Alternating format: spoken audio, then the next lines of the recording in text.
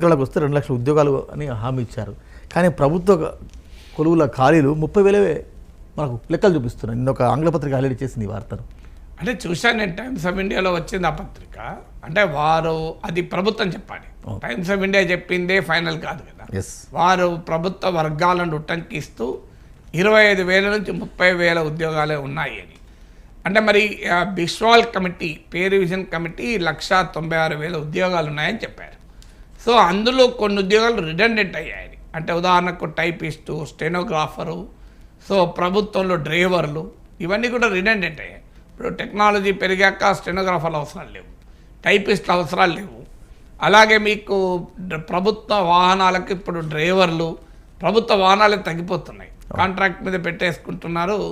So ఎందుకంటే ప్రభుత్వ డ్రైవర్కి ఇచ్చే శాలరీలో సగంతో కారే పెట్టుకోవచ్చు. ప్రైవేట్ ట్రావెల్స్ వాళ్ళతో అగ్రిమెంట్లు పెట్టుకుంటున్నారు. ఇప్పుడు నీకు ఒక ఎగ్జిక్యూటివ్ ఇంజనీర్ కారు కావాలంటే ఒకప్పుడు గవర్నమెంటే కారు కొని గవర్నమెంట్ ఒక డ్రైవర్ని ఇచ్చేది. ఆ డ్రైవర్కు సీనియర్ డ్రైవర్ అయితే ఆ డ్రైవర్కు 60,000-70,000 జీతం, తర్వాత పెన్షన్, ప్రతి పిఆర్సీ, ఇది తడిసి మొప్పడవుతుంది. దానికన్నా ఒక 30,000 పెట్టేస్తే కారు వాడే నెలకు రెంట్కు పెట్టేస్తాడు, హైరింగ్ అవుతుంది. ఈ ట్రెండ్ పెరిగిపోయింది. సో అందువల్ల ఇప్పుడు ప్రభుత్వ డ్రైవర్లు అవసరాలు లేవు.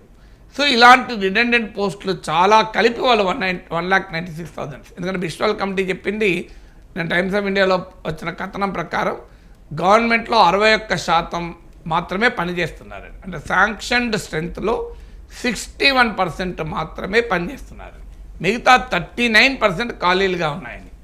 సో కానీ సమస్య ఏంటంటే ఇలాంటి పోస్టులు, రిడెండెంట్ పోస్టులు ఉంటాయి అందులో. సో అన్ని పోస్టులు నింపకపోవచ్చు, అవసరాలు బట్టి, సందర్భాన్ని బట్టి నింపుతారు. ఎందుకంటే సాలరీ అండ్ పెన్షన్ బిల్లు చాలా ఎక్కువ ఉందని ఇటీవల వైట్ పేపర్లో కూడా పేర్కొన్నారు. సో అందులో కొత్త పిఆర్సీలు, సమస్య ఏమవుతుంది ప్రభుత్వాలకంటే, పిఆర్సీలు వస్తున్నప్పుడల్లా ప్రభుత్వ ఉద్యోగుల జీతాలు పెరుగుతూ ఉంటాయి.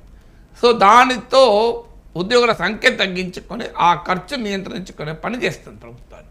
సో ఈ పనిలో భాగంగా కొత్త నియామకాలు చేయకపోవడము, వేకెన్సీస్ అలాగే ఉంచేయడము అనేది జరుగుతుంది. ఎందుకంటే ఈ సాలరీ, పెన్షన్ బిల్లు నియంత్రించుకునే క్రమంలో జరుగుతున్న వ్యవహారం ఇది.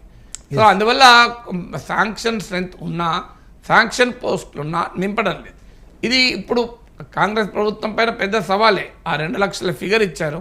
సో ఆ 2 లక్షల ఫిగర్ బహుశా బిస్వాల్ కమిటీ ఆధారంగా ఇచ్చి ఉండాలి.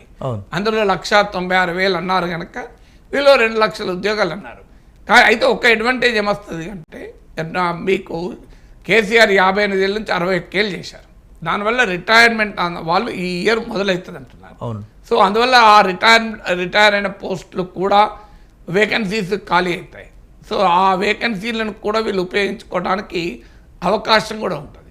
సో అందువల్ల ఇలాంటి ఫ్యాక్టర్స్ చాలా క్యాలిక్యులేషన్. ఇవి కాకప్పుడు ఆర్టీసీ, పోలీసు, మీకు పబ్లిక్ అండర్టేకింగ్, జెన్కో, ట్రాన్స్కో, ఇలాంటి అనేక ఉద్యోగాలు కూడా ఇందులో కలుపుతారు. ప్రభుత్వ ఉద్యోగం అంటే కేవలం రాష్ట్ర సచివాలయంలోనో కలెక్టరేట్లోనో ఉద్యోగాలు కాదు. సో అందువల్లనే ఇప్పుడు బీఆర్ఎస్ అడుగుతుంది కదా, మాకు శ్వేతపత్రం ఇవ్వాలి, ఎక్కడ ఏ ఉద్యోగాలు ఉన్నాయి అని అడుగుతున్నారు కదా. సో ఆ డిమాండ్ వస్తుంది, ఇది ఒక ఛాలెంజ్. అయితే 2 లక్షల ఉద్యోగాలు ఏడాదిలో నింపుతామన్నారు, కానీ ఒక 50,000 నింపి మిగతా నింపకపోతే ప్రజలు రోడ్డు మీదకి రాడు. ఎందుకంటే ప్రాసెస్ మొదలైంది, దారి పడిందా లేదా అని చూస్తారు.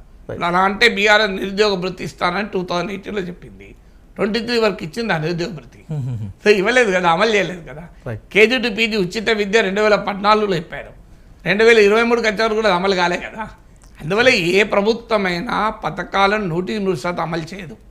సో ఆ అమలు జరిగే ప్రక్రియ మొదలైతే ప్రజలు సంతృప్తి చెందుతారు. సో 5 ఏళ్ళు కదా ప్రభుత్వానికి ఇచ్చిన అధికారం. ఒక ఎలక్షన్స్లో కనుక, పొలిటికల్స్లో కనుక అట్రాక్టివ్గా ఉండటానికి ఏడాదిలో మేము 2 లక్షల ఉద్యోగాలు నింపుతామని అన్నారు. అందువల్ల అది ఆ నెంబరు 5 ఏళ్లలో నింపినా కూడా కాంగ్రెస్ పార్టీ గొప్ప విజయం సాధించినట్టే. రైట్. సేమ్ టైంలో కాంగ్రెస్ మేనిఫెస్టోలో 6 గ్యారెంటీల హామీకి చట్టం